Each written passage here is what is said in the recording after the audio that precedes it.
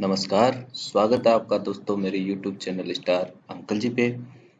आज अपन बात करेंगे जो अपन ने कल वाले वीडियो में बात करी थी राजस्थान सर्विस रूल। उसमें अपन ने 1 से लेके 6 रूल पढ़े थे। उसमें मैंने आपको बताया था फर्स्ट रूल क्या है, सेकंड रूल क्या है। ऐसे करके मैंने आपको 6 रूल आपको बताए थे। आज मैं स्टार्ट करूंगा जो RSR राजस्थान सेवा नियम का जो 7वां रूल है। उसके अंदर जो अपने सेवा रूल्स के अंदर जो विभिन्न प्रकार के जो वर्ड यूज हुए हैं, उनकी डेफिनेशन क्या है, वो वर्ड क्या क्या काम आते हैं, उन वर्ड की जो एग्जैक्ट व्याख्या है वो क्या है। इन सब चीज़ों की बातें अपन आज इस वीडियो के अंतर्गत करेंगे।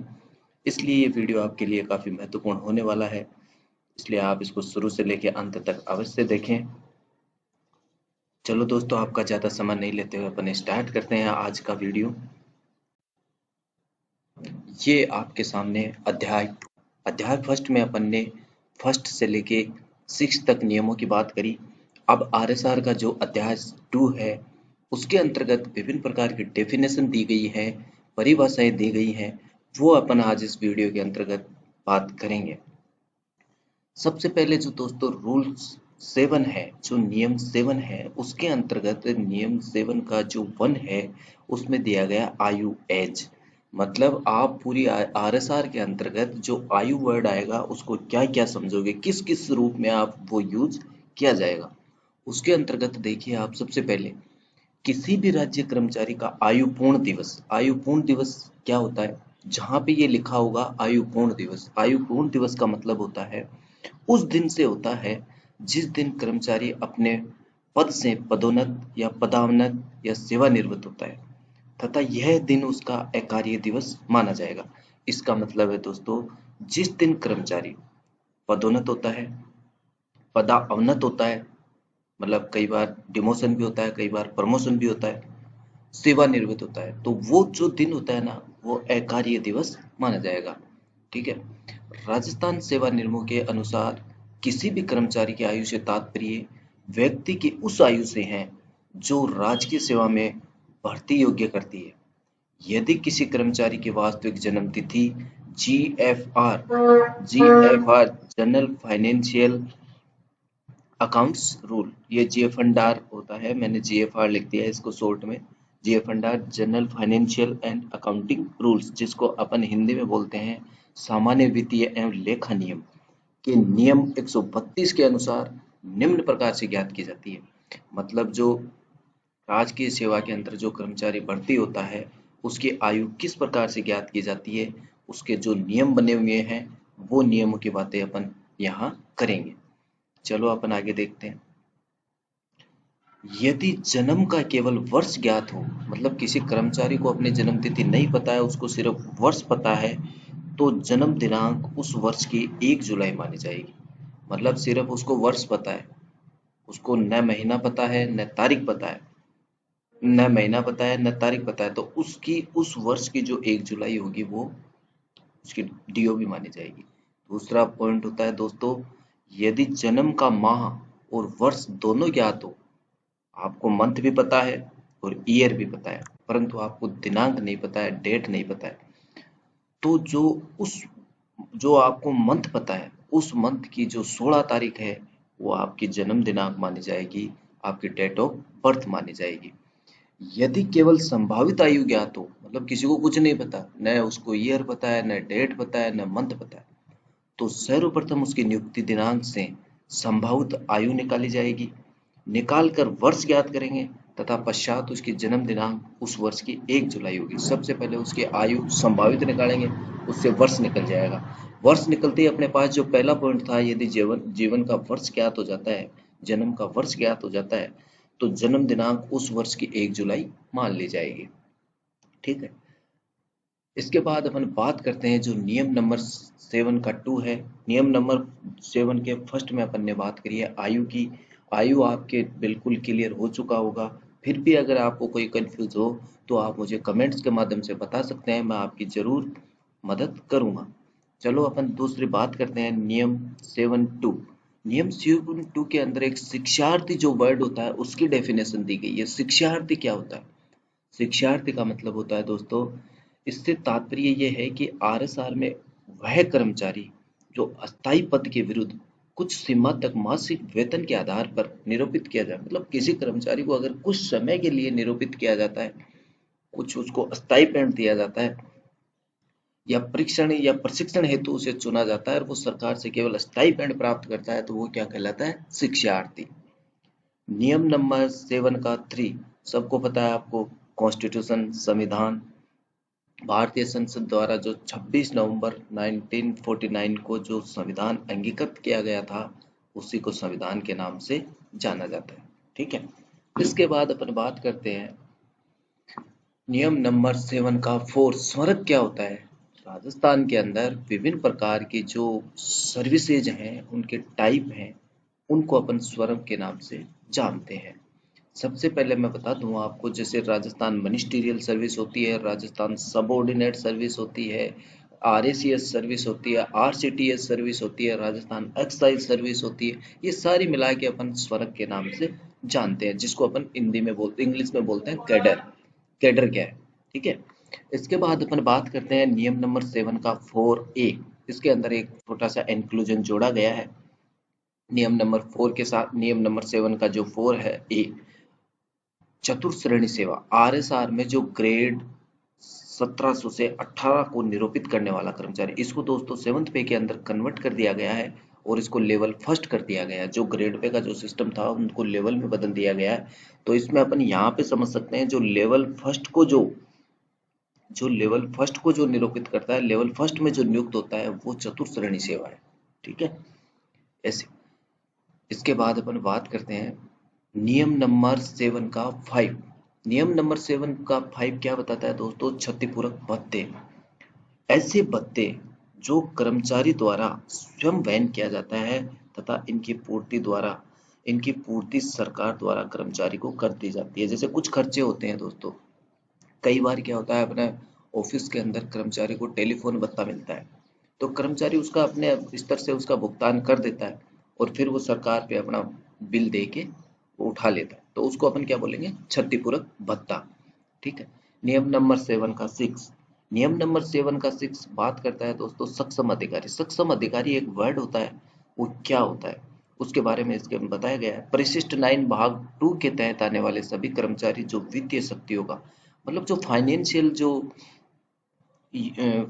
जो शक्तियां होती है राजस्थान की इस सरकार की तरफ से, जो गजेटेड ऑफिसर को अलॉट होती हैं, उनकी परिशिष्ट 9 है, उसके भाग 2 के तहत आने वाले सभी कर्मचारी सक्षम अधिकारी होंगे। मतलब जो डीडीओ होते हैं जिनको अपन बोलते हैं, वो सारे सक्षम अधिकारी होंगे। इसके बाद अपन बात करते हैं नियम नंबर 7 का 7 संचित नीति। संचित नीति क्या होती है? भारतीय संविधान के अनुच्छेद 266 1 के तहत निर्धारित निधि। संचित निधि में समस्त आयगत और पूंजीगत प्राप्तियां तथा समस्त आयगत और पूंजीगत भुगतान आते हैं। आपको सबको पता है, संचित निधि भारतीय जो इंडियन कॉन्स्टिट्यूशन है, उसके आर्टिकल 266 के इंक्लूजन 1 के तहत निर्धारित निधि है, जिसको अपन संचित निधि के नाम से जानते हैं। इसी में एक इंक्लूजन जोड़ा गया है नियम नंबर 7 का 7A, जिसको अपन रूपांतरित अवकाश बोलते हैं। रूपांतरित अवकाश से तात्पर्य जो राजस्थान सर्विस रूल का जो पार्ट फर्स्ट है के नियम 93(2) अपन आगे बात करेंगे, जो रूल नंबर 93 का 2 है, उसके तहत लिए गए अवकाश से है। मतलब जो नियम नंबर 93 है जो रूपांतरित अवकाश से संबंधित है, उसकी जो ये डेफिनेशन है कि रूपांतरित अवकाश क्या होता है, आप इसको कैसे कैसे क्या क्या कर सकते हो। और अवकाश से है, अर्ध वेतन अवकाशों को रूपांतरित अवकाश में परिवर्तित किया जा सकता है। होता क्या है दोस्तों, प्रत्येक एम्प्लॉय को हाफ पे लीव मिलती है। हाफ पे लीव एक ईयर के अंदर 20 के लगभग उनको मिलती है। तो वो लोग इसको क्या करते हैं, जो 20 लीव मिलती है उसको हाफ मिलती है, तो उसको कन्वर्ट करके वो 10 में कर लेते हैं। उनको मतलब आधी आधी मिलती है, तो या तो वो 10 आधी आधी लेंगे तो उनका आधा वेतन कट जाएगा, आधा मिल जाएगा उनको। और अगर पूरी लेते हैं तो उनको 20 को वो 10 में कन्वर्ट कर देते हैं। तो ये होती है अर्धवेतन अवकाश। तो इसको रूपांतरित अवकाश, अर्धवेतन अवकाश, दो अर्धवेतन अवकाश को एक रूपांतरित अवकाश में परिवर्तित किया जा सकता है। आपको समझ आया होगा कि दो अर्धवेतन अवकाश को अगर अपन एक में कन्वर्ट करते हैं तो वो क्या कहलाएगा? रूपांतरित अवकाश। इसके बाद अपन बात करते हैं नियम नंबर 7 का 8A। नियम नंबर 7 का एट है के अंतर्गत कर्तव्य, जो ड्यूटी होती है वो क्या होती है? इससे तात्पर्य किसी कर्मचारी के सरकारी सेवा करने से है। परिवीक्षाधीन अवधि, अवकाशों की अवधि सदैव कर्तव्य आती है। मतलब जैसे मान लो कोई कर्मचारी छुट्टी पे हो और कोई प्रोबेशन में हो, तो ये सब चीजें अपनी ड्यूटी के अंतर्गत मानी जाएंगी। नियम नंबर 7 का जो एट है, उसका जो बै है, बै इंक्लूजन क्या बात करता है? भारत में ही कर्मचारी को प्रशिक्षण पर भेजा जाता है तो ड्यूटी के तहत माना जाता है। मतलब किसी कर्मचारी को गवर्नमेंट कहीं प्रशिक्षण के लिए भेजती है, कहीं ट्रेनिंग के लिए भेजती है, तो भी वो कर्तव्य पे माना जाएगा। नियम नंबर 7 एट से एपीओ की अवधि ड्यूटी के तहत कोई कर्मचारी आदेशों की प्रतीक्षा में होता है, एपीओ होता है, तो जिसको एपीओ को बोलते हैं एवेटिंग पोस्टिंग ऑर्डर, जिसको अपन हिंदी में बोलते हैं आदेशों की प्रतीक्षा में। एपीओ की अवधि ड्यूटी के तहत मानी जाती है। मतलब कोई कर्मचारी 10 दिन, 5 दिन, 15 दिन किसी कारणवश अगर डिपार्टमेंट में एपीओ रहता है तो वो अवधि ड्यूटी के तहत मानी जाती है। नियम नंबर 7 का एट जिसके अंतर्गत अपन बात करेंगे, उसके अंतर्गत जो नियम नंबर 7 का एट है, उसके अंतर्गत एक इंक्लूजन जोड़ा गया है डी, जिसको अपन हिंदी में बोलते हैं तय। सक्षम अधिकारी की अनुमति से किसी ऐसी विभागीय परीक्षा में उपस्थित होता है। मतलब कोई कर्मचारी अपने जो सक्षम अधिकारी से परमिशन लेकर कोई ऐसी विभागीय एग्जाम में उपस्थित होता है जिसके उत्तीर्ण होने से कार्यकुशलता में वृद्धि हो, तो ऐसी अवधि भी उसकी ड्यूटी मानी जाएगी, मतलब उसको ऑन ड्यूटी माना जाएगा। नियम नंबर 7 का जो 8 है, उसका ए, उसमें एक इंक्लूजन जोड़ा गया है साथ में, कर्तव्य। इससे तात्पर्य किसी कर्मचारी के सरकारी सेवा में निम्नलिखित अवधि कर्तव्य अवधि में मानी जाएगी। परिवीक्षाधीन अवधि, पदभार ग्रहण अवधि। पदभार ग्रहण अवधि मतलब जो समय आपने लिया, जैसे मान लो किसी का ट्रांसफर होता है, किसी का स्थानांतरण हो जाता है, कुछ समय के लिए उसको समय लगता है, तो वो जो पदभार ग्रहण अवधि है वो भी उसके अंतर्गत मानी जाएगी। अवकाश काल से लौटने पर अवकाशों की अवधि, कोई आदमी सीसीएल पे चला गया, सीएल पे चला गया, पीएल पे चला गया, एचपीएल पे चला गया, तो जो वो जब तक लौटेगा वो उसकी सदैव ड्यूटी मानी जाएगी। नोट, इसमें एक छोटा सा नोट लगा हुआ है, वो आपको क्लियर कर देता हूँ। जयपुर और जोधपुर के जो कोषागार हैं, जो ट्रेजरी हैं, के कार्यभार के लेन देन में अधिकतम 7 दिन की अवधि तथा अन्य कोषागारों के कार्यभार के लेन देन में अधिकतम 3 दिन की अवधि को कर्तव्य अवधि के रूप में माना जाएगा। मतलब जयपुर और जोधपुर के कोषागारों के कार्यभार का जो लेन देन है उसमें अधिकतम 7 दिन की अवधि तथा अन्य कोषागार जयपुर और जोधपुर को छोड़ के बाकी सब जगह 3 दिन की अवधि को कर्तव्य अवधि के रूप में माना जाएगा। इसके बाद अपन बात करते हैं नियम नंबर 7 का जो एट है, उसका बै है, उसका वन है। राज्य सरकार किसी आदेश द्वारा निम्नलिखित परिस्थितियों में राज्य कर्मचारी को कर्तव्य पर माने जाने की घोषणा कर सकती है। मतलब कुछ ऐसी परिस्थितियां हैं जो कर्मचारी को सरकार ड्यूटी पे मान सकती है। भारत में किसी प्रशिक्षण की अवधि के दौरान केंद्रीय आपातकालीन सहायता प्रशिक्षण संस्थान नागपुर या राष्ट्रीय अग्निशमन सेवा महाविद्यालय नागपुर में नागरिक सुरक्षा से संबंधित पाठ्यक्रम। भारत में आपको कहीं प्रशिक्षण भेजा हो तो उसके दौरान आप कर्तव्य पे माने जाओगे, ड्यूटी पे माने जाओगे। केंद्रीय आपातकालीन सहायता प्रशिक्षण संस्थान नागपुर तथा राष्ट्रीय अग्निशमन सेवा महाविद्यालय नागपुर में नागरिक सुरक्षा से संबंधित पाठ्यक्रम। इसका मतलब ये हुआ कि ये जो आपके सामने जो जो संस्थाएं दी गई हैं, एक प्रशिक्षण संस्थान नागपुर और राष्ट्रीय अग्निशमन सेवा महाविद्यालय नागपुर में नागरिक सुरक्षा से संबंधित आप कोई कोर्स करते हैं तो आपको ऑन ड्यूटी माना जाएगा। राजस्थान सेवा नियमों के खंड 2 के परिशिष्ट 9 में मद फर्स्ट के अनुसार निम्न शर्तें पूर्ण होने पर ही भारत में किसी पाठ्यक्रम की अवधि को कर्तव्य अवधि माना जाए। उसमें कुछ शर्तें दी गई हैं। भारत में आप कोई पाठ्यक्रम कोई पाठ कर सॉरी भारत के अंदर आप कोई स्टडी करने के लिए आप कहीं गए हैं तो उसमें अगर ये शर्तें आप पूरी करते हैं तो ही आपको ऑन ड्यूटी माना जाएगा। सरकार को ऐसे प्रशिक्षण के लिए कर्मचारी को भेजना अनिवार्य हो कि मतलब कर्म सरकार को कंपलसरी हो कि कर्मचारी को ऐसे प्रशिक्षण के लिए भेजा जाए। प्रशिक्षण व्यावसायिक या तकनीकी विषय में ना हो, व्यावसायिक रूप से नहीं होना चाहिए, वो किसी प्रकार का टेक्निकल नहीं होना चाहिए। प्रशिक्षण अवधि 1 वर्ष से अधिक नहीं हो, 1 वर्ष से ज्यादा की प्रशिक्षण अवधि नहीं हो तो आप ड्यूटी पे माने जाओ। उसके बाद जो आरएसआर का रूल नंबर 7 है, उसका जो एट अनुकूलन है, उसका बै है, उसका सेकंड है। ये आप दोस्तों ये नियम आपके याद नहीं रहेंगे, बस इनकी जो डेफिनेशन है ना उसी के लिए मैंने आपको ये बताया है कि इन जो वर्ड आगे आएंगे पूरी आरएसआर के अंदर आप कैसे कैसे इन वर्ड का यूज होगा, इनका मतलब क्या होगा, इसलिए मैं आपको ये बता रहा हूँ। आप ये नियम 7, 8, बेस, सेकंड ये याद रखने की कोशिश करोगे तो आपके नहीं रहेंगे। आपको सिर्फ इनकी डेफिनेशन यहाँ पे समझनी है। चलो अपन आगे बात करते हैं। सेकंड क्या बात करता है, ऐसे विद्यार्थी जो भारत में किसी महाविद्यालय या विश्वविद्यालय से स्टाइपेंड प्राप्त करते हुए या ना प्राप्त करते हुए प्रशिक्षण प्राप्त कर सकता हो तथा प्रशिक्षण पूर्ण करने के पश्चात राजकीय सेवा पर पाने का अधिकार रखता हो, तो उक्त विद्यार्थी के प्रशिक्षण काल की अवधि तथा प्रशिक्षण पूर्ण करने एवं पदभार करने के बीच की अवधि कर्तव्य अवधि में मानी जाएगी। यहाँ पे समझने की चीज है, कोई छात्र है वो भारत में किसी महाविद्यालय या विश्वविद्यालय से स्टाइपेंड प्राप्त कर रहा है या नहीं कर रहा है और वो वहां से प्रशिक्षण पूर्ण करने के पश्चात राजकीय सेवा में पाने का अधिकार रखता हो, तो उक्त विद्यार्थी की जो प्रशिक्षण काल की जो अवधि है ना, उसने जिस दिन से ज्वाइन किया था वो सारी उसकी ड्यूटी मानी जाएगी, पदभार ग्रहण करने तक की ड्यूटी मानी जाएगी। नियम नंबर 7, 8 व थर्ड क्या बात करते हैं, एपीओ अर्थात ये मैंने आपको पहले ही बता दिया था, एपीओ अर्थात आदेशों की प्रतीक्षा में व्यतीत अवधि कर्तव्य अवधि मानी जाएगी। इसके बाद में आता है नियम नंबर 7, 8 का व, इसका आता है 4, सक्षम अधिकारी की अनुमति से किसी ऐसी विभागीय परीक्षा में उपस्थित होता है जिसके उत्तीर्ण होने से कार्य कुशलता में वृद्धि हो तो ऐसी अवधि कर्तव्य अवधि में मानी जाएगी। नियम नंबर जो 7 का 8 है वह है उसका 5 है, सक्षम अधिकारी की अनुमति से ऐच्छिक परीक्षा में उपस्थित होता है तो परीक्षा अवधि तथा परीक्षा स्थल तक आवागमन का समय कर्तव्य अवधि में माना जाएगा। परीक्षा अवधि भी और परीक्षा स्थल तक जो आवागमन आपने किया उसमें जो समय लगा वो भी ऑन ड्यूटी माना जाएगा। इसमें एक नोट लगा हुआ है, व्याख्यान देने के लिए आमंत्रित अधिकारी या भारत के प्रतिष्ठित संस्थानों में आयोजित सेमिनार में भाग लेने वाले अधिकारियों को राजस्थान सेवा नियम 7 का जो इंक्लूजन 8 है के अंतर्गत कर्तव्य पर माना जाएगा। एक बार में मुख्यालय से बाहर व्यतीत समय 7 दिवस से अधिक नहीं हो। आप कहीं किसी विश्वविद्यालय या कोई महाविद्यालय में व्याख्यान के लिए गए या किसी प्रतिष्ठित संस्थान के सेमिनार में आप गए हैं तो आपका समय 7 दिन से ज्यादा नहीं होना चाहिए, तो आप ऑन ड्यूटी माने जाओगे। यात्रा भत्ता एवं महंगाई भत्ता संबंधित संस्थान से देय होगा।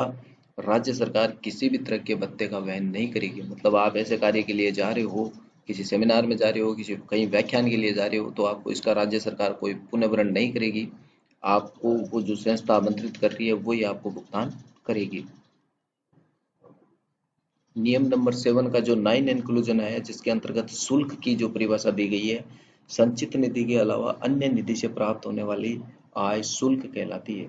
मतलब संचित निधि की अपन ने बात करी थी, जो भारतीय कॉन्स्टिट्यूशन का आर्टिकल 266 है उसके तहत जो संचालित होती है, उसके अलावा सारी जो भी प्राप्त आय होती है वो शुल्क मानी जाएगी। नियम 64 के तहत प्राप्त भुगतान शुल्क है। आगे अपन बात करेंगे नियम 64 की, उसके अंतर्गत जो भी भुगतान प्राप्त होता है वो सारा शुल्क है।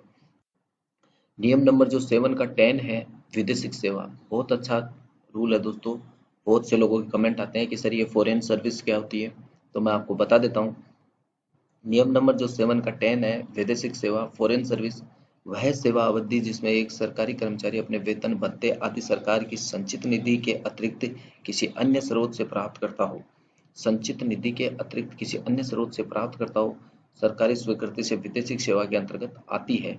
जैसे किसी राज्य के सरकारी कर्मचारी का किसी निगम या सरकारी कंपनी में सेवा करना विदेशी सेवा माना। आप कहीं कॉरपोरेशन के अंदर आपका डेपुटेशन हो जाता है, आपको नियुक्ति मिल जाती है, तो आप वो विदेशिक सेवा मानी जाएगी। नियम नंबर 7, 10 का ए, राजपत्रित अधिकारी वर्गीकरण नियंत्रण अपील नियम 1958 की धारा वर्ग, ये मैं आपको बताऊंगा आगे, इस नियम की भी अपन बातें करेंगे। सारे रूल्स जितने भी हैं, जीए फंडार है, वर्गीकरण नियंत्रण अपील 1958 है, ये सारे नियम अपन आरएसआर के बाद बात करेंगे, आपके कंप्लीट समझ में आएंगे कि इन नियमों में क्या क्या व्याख्याएं दी गई हैं, इनके क्या क्या प्रभाव पड़ते हैं, इनमें क्या क्या चीजें दी, सब बातें अपन इस जो आरएसआर का कंप्लीट हो जाएगा उसके बाद अपन करेंगे। धारा 1 में आने वाले समस्त अधिकारी राजपत्रित अधिकारी होते हैं। वर्गीकरण नियंत्रण अपील अधिनियम 1958 की धारा 1 है, उसमें कुछ डेफिनेशंस दी हुई हैं, तो उसके अंतर्गत जो अधिकारी आते हैं वो समस्त राजपत्रित अधिकारी, गेजेटेड ऑफिसर्स होते हैं। नियम नंबर 7 का 10 है अर्धवेतन। अर्धवेतन से तात्पर्य नियम नंबर 93 मैंने पहले भी बात करी थी आपसे। अर्धवेतन नियम नंबर 93 में आएगा, आगे हाफ पे लीव दिए जाने वाले अवकाश से है। ठीक है। नियम नंबर 10 का राजपत्रित अधिकारी, इसमें वो अधिकारी आते हैं जिनकी नियुक्ति का प्रकाशन राजपत्र में किया जाता है। राजपत्र जो गजेट अपन बोलते हैं, इनकी नियुक्ति का प्रकाशन किया जाता है गजेट में। अखिल भारतीय सेवाओं के अधिकारी, जो इंडियन सर्विसेज होती हैं उनके अधिकारी। राजस्थान राज्य सेवाओं के अधिकारी, राजस्थान राज्य सरकार द्वारा घोषित राजपत्रित पद तथा पदस्थापित कर्मचारी। संविदा या करार पर सरकार द्वारा राजपत्रित पद पर नियुक्त व्यक्ति, ये सारे लोग क्या होते हैं, राजपत्रित अधिकारी होते हैं।